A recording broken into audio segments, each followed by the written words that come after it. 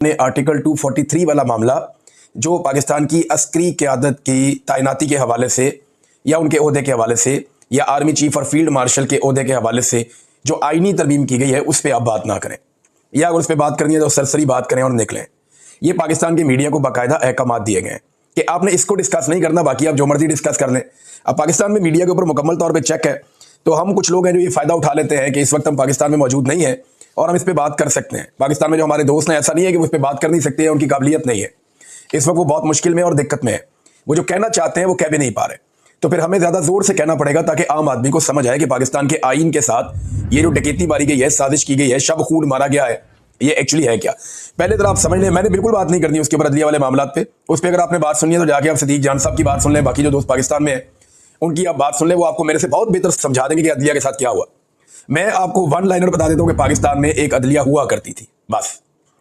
मेरे पास इसके हवाले से एक खबर है कि पाकिस्तान में एक दफ़ा का जिक्र है कि पाकिस्तान में एक अदलिया हुआ करती थी, बस। अब वो हुआ करती थी, अब वो नहीं है। मेरे पास खबर सिर्फ इतनी है।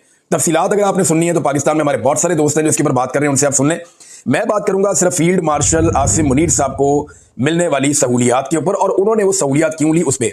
सबसे पहले तो ये 6 चीज़ें आपने याद रखनी है जो इस मुबैना आईनी तरमीम में मुबैना तौर पे उन्हें दी जा रही हैं। नंबर 1, जो फील्ड मार्शल का ओहदा है वो उनका ताहयात रहेगा। हुकूमत ने काम तो बड़ा वाहियात किस्म का किया है, लेकिन मैं आपको उसकी तफसीलात बता रहा हूं कि फील्ड मार्शल का ओहदा ताहयात, फील्ड मार्शल के ओहदे के लिए मुराद ताहयात, उन्हें ताहयात इस्तिस्ना हासिल होगा मुकदमात से। ये 3 चीजें होगी। नंबर 1, ताहयात फील्ड मार्शल रहेंगे, जब तक जिंदा रहेंगे, अपनी मौत के मुकर्ररा वक्त से एक लम्हा पहले तक वो फील्ड मार्शल रहेंगे। ये उन्होंने आइन के अंदर लिखवा दिया। नंबर 2 लिखवा दिया कि ताहयात अपने मरने से एक लम्हा पहले तक भी उन्हें वो तमाम मुराद हासिल रहेंगी जो उन्हें अभी हासिल है।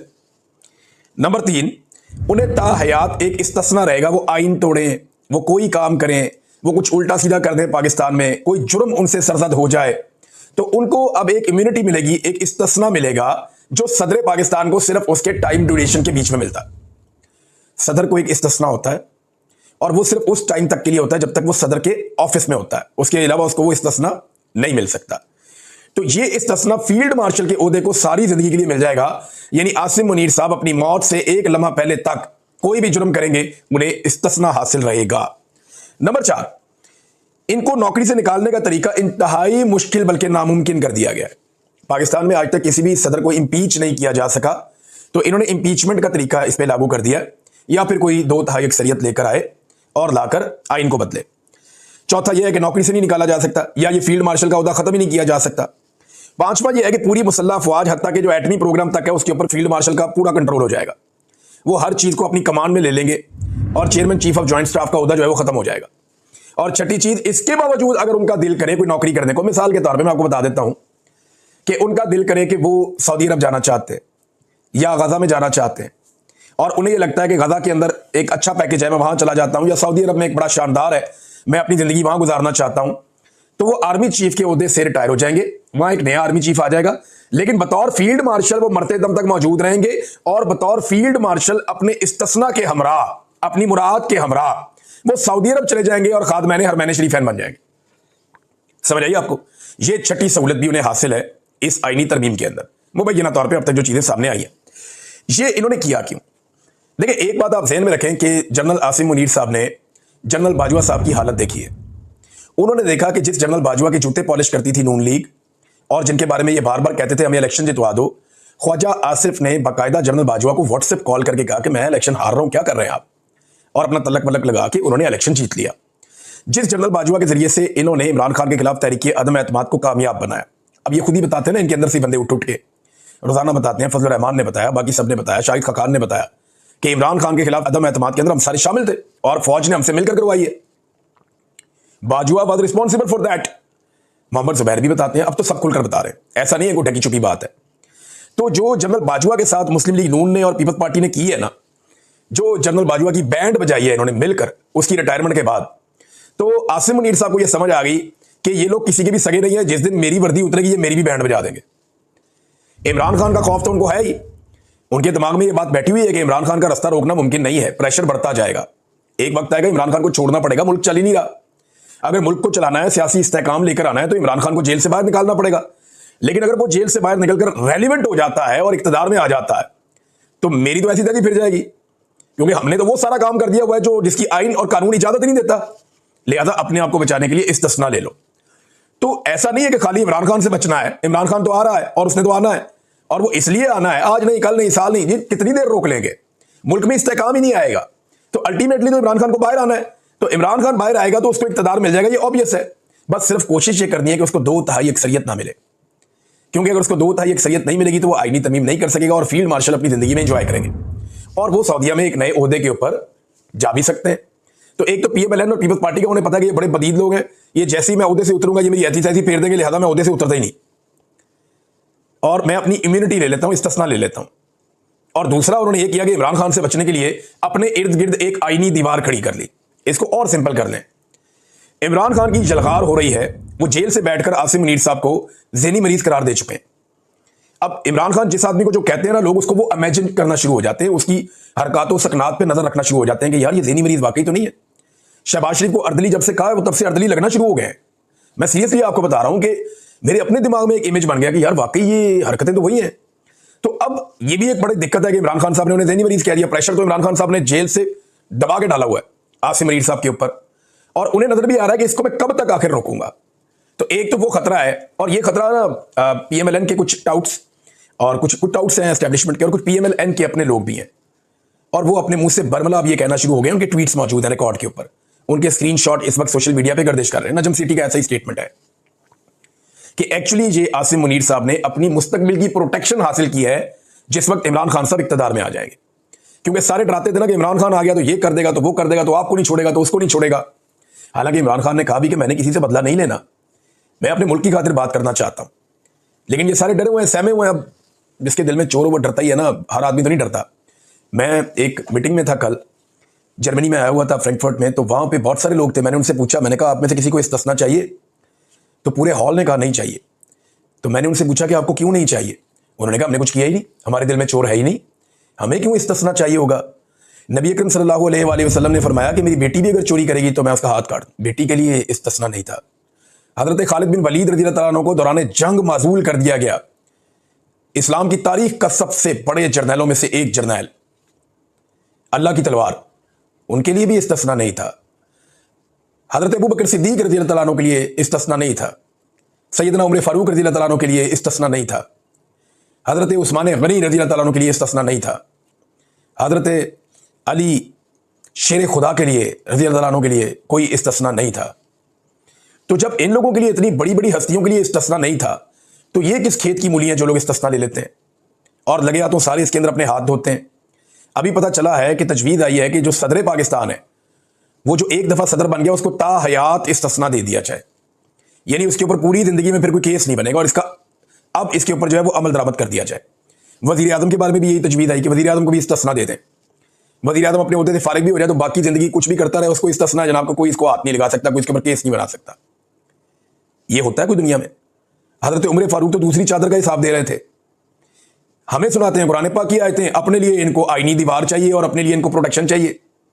यानी हम गरीब पाकिस्तानियों के लिए, मिडिल क्लास के लोगों के लिए कुरान पाक की आयात और उनका तर्जमा है जो अपनी मर्जी के मुताबिक वक्तन फवक्तन निकाल के अपनी ज़रूरत के मुताबिक कौम को सुना दिया जाता है, और अपने लिए इनको ज़रा भी तवक्कल नहीं है, इनको इस्तिस्ना चाहिए। भाई दूसरी सांस किसी ने नहीं देखी, कल किसी ने नहीं देखा, आप इस्तिस्ना के पीछे भाग रहे हैं।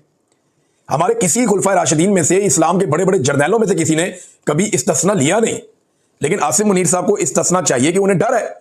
और ये PMLN के लोग कह रहे हैं, नजम सेठी साहब ने कहा और बहुत सारे लोगों ने कहा कि जनाब उन्हें इमरान खान साहब से यह खौफ है कि कल को इमरान खान साहब आ गए तो पता नहीं क्या कर देंगे, लिहाजा उन्होंने अपने इर्द गिर्द एक आईनी दीवार खड़ी कर दी है। आइन की इस तरह की शिकें मंजूर करवाने की कोशिश कर रहे हैं जिसके जरिए वो महफूज हो जाएं अपनी जिंदगी के आखिरी सांस तक। ये तो मेरा रब जानता है ना, हिफाजत तो मेरा अल्लाह करता है। वो हुजूम में तन्हा आदमी की हिफाजत करता है, वो पत्थर में कीड़े की हिफाजत करता है, और अगर वो किसी की हिफाजत ना करे ना तो फिर उसे कोई नहीं बचा सकता। नबी अकरम सल्लल्लाहु अलैहि वसल्लम की एक हदीस है, मुझे वो याद आ गई। आप ऊंट पे सफर कर रहे थे और आपके पीछे एक सहाबी बैठे हुए थे छोटी उम्र के। आपने उन्हें कहा कि लड़के मेरी बात सुनो गौर से, कि सारी दुनिया मिलकर तुम्हारा कोई फायदा नहीं कर सकती अगर रब ना चाहे तो, और सारी दुनिया मिलकर तुम्हारा कोई नुकसान नहीं कर सकती अगर रब ना चाहे तो। उसका मुख्तसर मफहूम यह है कि मेरे रब की चाहत से होता है जो आता है। ये ज़ियाउल हक का भी प्लान ता हयात था। फिर उसके साथ क्या काम हुआ? ये ता हयात किस्म के वाहियात प्लान पाकिस्तान में बहुत दफ़ा बने, हमने बहुत बनते हुए देखे हैं। इसके ऊपर ये नवाज शरीफ साहब ने भी माजी में ये गलती की हुई है। ये ज़रा मैं आपको एक बड़ी इंटरेस्टिंग चीज़ पढ़ के सुनाता हूँ। ये माजिद निज़ामी साहब ने ये याद दिलाया। उन्होंने बताया कि बड़े भाई नवाज शरीफ ने सिविल मिलिट्री तवाज़ुन बरकरार रखने के लिए जनरल मुशर्रफ को आर्मी चीफ के साथ साथ chairman joint chief of staff committee भी बनाया था। ऐसे ही सारे इख्तियारात उसको भी दे दिए थे, परवेज मुशर्रफ को। लेकिन एक साल बाद ही अक्टूबर 1999 में धड़न तख्ता हो गया। अब छोटे भाई शहबाज शरीफ ने भी हाइब्रिड सिस्टम की मजबूती के लिए जनरल आसिम मुनीर को आर्मी चीफ के साथ साथ चीफ ऑफ डिफेंस फोर्सेज बनाने का ऐलान कर दिया। आगे आगे देखें क्या होता है। तो ये बात उनकी बिल्कुल ठीक है, एक खेल पुराना है। अब एक जो स्टेटमेंट है वो जावेद हाशमी साहब की तरफ से आया। जरा सख्त स्टेटमेंट है, लेकिन जब इस तरह का माहौल होता है तो ऐसे स्टेटमेंट्स आ जाते हैं। जावेद हाशमी साहब कहते हैं कि पाकिस्तान में एक शख्स नशा इक्तदार में खुद को बादशाह बनाने जा रहा है, लेकिन बादशाह तो सिर्फ अल्लाह रब्बुल इज़्ज़त की है। मुशर्रफ का इंजाम याद रहे, पाकिस्तान की कश्ती को इस दौर में भंवर में लाने वाला आसिम मुनीर, चाहे वो ट्रंप की नौकरी हो या हमास के ऊपर पहरा देने के लिए फौज भेजना हो। नून लीग जिस नौकरी के लिए बनाई गई थी आज भी वही सरंजाम दे रही है। पीपल्स पार्टी के हाथों में भी वही जंजीर आ गई है। ये कौम तुम्हारी गुलामी कभी कबूल नहीं करेगी। ये जनाब एक बड़ा सख्त ट्वीट है जावेद हाशमी साहब का, एक बड़े बहादुर सियासतदान है, और उन्होंने ये बताया। नाज़रीन, जबरान इलियास साहब ने एक ट्वीट किया, पाकिस्तान तहरीक इंसाफ के सोशल मीडिया के हेड है। उन्होंने एक ट्वीट किया, उसके अंदर उन्होंने कुछ चीज़ें लिखी और उसके साथ एक उन्होंने एक स्टिकर उन्होंने शेयर किया सोशल मीडिया पे। एक पोस्टर है, उसमें आसिम मुनीर साहब की फ़ोटो है और उसमें लिखा गया है presenting the legacy of Asim Munir, कि जो उन्होंने किया वो क्या किया। तो इसमें कोई काफ़ी सारी कोई 20-25 चीज़ें उन्होंने लिखी हुई हैं जो उनके दौर में हुआ। हिस्ट्री विल नेवर फॉरगेट, तारीख इसे कभी नहीं भूलेगी। पाकिस्तान विल नेवर फॉरगिव, और पाकिस्तानी इसे कभी माफ़ नहीं करेंगे। उन्होंने बताया क्या कि जनाब इन्होंने मनसूबाबंदी के तहत कत्ले-आम करवाया और निहत्ते और पुरअमन एहतजाज करने वाले मुजाहिरीन पर। फिर मैस किलिंग्स ऑफ सिविलियंस, बहुत बड़े पैमाने पर सिविलियंस का कत्लेआम हुआ, अगवा हुए, जबरी तौर पे गुमशुदगियाँ हुई और गिरफ्तार लोगों के ऊपर टॉर्चर किया गया, मिलिट्री ट्रायल चलाए गए और कातलाना हमले हुए पाकिस्तान में। और इसके बाद अनप्रेसिडेंटेड इलेक्टोरल रिगिंग, यानी ऐसी कभी माजी में धांधली नहीं हुई जो इस मरतबा धांधली की गई। इन्होंने लोगों को हरास किया, इंटिमिडेशन ऑफ जजेस, जजों को हरास किया, उनको इंटिमिडेट किया। फिर अनकॉन्स्टिट्यूशनल ड्रैकोनियन अमेंडमेंट्स इन्होंने करवाई 26वीं और 27वीं। और इसके अलावा उन्होंने देखा कि डेमोक्रेसी के साथ क्या किया, ट्रांसनेशनल रिप्रेशन, मैं पहले इस पर बात करता रहा हूँ, उस मामले में क्या हुआ, कलेक्टिव पनिशमेंट, कोई जुर्म कोई कर रहा है सज़ा कोई और, ख़ानदान भी अंदर, चादर और चार दीवारी का तकद्दुस जो है वो पामाल किया गया, mockery of Islamic and social values, इनका मजाक उड़ाया गया। और फिर उसके बाद ये फ्रीडम ऑफ स्पीच पाकिस्तान में ख़त्म कर दी गई, खौफनाक किस्म का सेंसरशिप पाकिस्तान में लगा दिया गया और मीडिया के ऊपर पाबंदियाँ लगा दी गई, ख़वातीन पर, बच्चों पर और बुज़ुर्गों पर हमले किए गए, ह्यूमन राइट्स की बदतरीन पामालियाँ की गई और उसके बाद झूठे केसेस का अंबार लगा दिया गया। रातों को लोगों के घरों की चादर और चार दीवारी का गैर कानूनी तौर पर तकद्दुस पामाल किया गया और करप्शन, जो करप्ट लोग हैं उनको जो है ना प्रमोट किया गया, ह्यूमन राइट्स को ख़त्म कर दिया गया। इकनॉमिक्स जो है पूरी पाकिस्तान की मईशत वो कोलैप्स कर गई, पाकिस्तान में इन्फ्लेशन रिकॉर्ड लेवल पे पहुंच गई, टेररिज्म पाकिस्तान में बहुत ज़्यादा बढ़ गया, टूरिज्म ख़त्म हो गया, सेक्टेरियन वायलेंस यानी यहाँ पे पाकिस्तान में फ़िरका परस्ती भी बढ़ गई और बॉर्डर के ऊपर टेंशन भी बढ़ गई और पूरे मुल्क को एक जो है ना लाफिंग स्टॉक बनाकर रख दिया। ये आसिम मुनीर साहब के बारे में उन्होंने पम्फलेट जारी किया जबरान इलियास साहब ने, और ये भी मैंने आपके सामने रख दिया। अब पाकिस्तान तहरीक इंसाफ ने इसमें मुज़ामत करने का फैसला किया है। 14 नवंबर को हैदराबाद में वो कह रहे हैं जी अज़ीमुश्शान हम जलसा करेंगे। ये अवामी जलसा 27वीं आईनी तरमीम को मुस्तरद करने के लिए होगा। 14 नवंबर को हैदराबाद बाईपास के ऊपर जलसा आम होगा और आइन और कानून की बालादस्ती और अदलिया की आज़ादी के लिए तहरीक तहफ़्फ़ुज़ आइन पाकिस्तान के तमाम लोग जो है वो ये जलसा करने जा रहे हैं। अब इसके अंदर सिंध की क़यादत शामिल होगी और इसके अंदर जो है वो बाकी क़यादत भी शामिल होगी, साहबजादा हामिद रज़ा की और मैं शाह महमूद कुरैशी, दोनों की तस्वीर इसके अंदर देख रहा हूँ। ये दोनों अहबाब जो हैं वो जेल में बंद हैं इस वक्त पोस्टर के ऊपर, बाकी लोग सारे बाहर हैं। अभी मौलाना शरानी भी हैं इसके अंदर और इंटीरियर सिंध के लोग भी इसके अंदर मुबैना तौर पर आएंगे और साथ में जो हैं वो अख्तर मिंगल साहब वो भी नादरीन इसका हिस्सा बनेंगे। नादरीन, अंसार अब्बासी साहब की एक और ख़बर बदकिस्मती से झूठी साबित हो गई और गलत साबित हो गई। उन्होंने खबर दी कि वोट ऑफ नो कॉन्फिडेंस के वक्त इमरान खान ने जनरल बाजवा को गैर मुअय्यना मुद्दत के लिए एक्सटेंशन ऑफर की थी।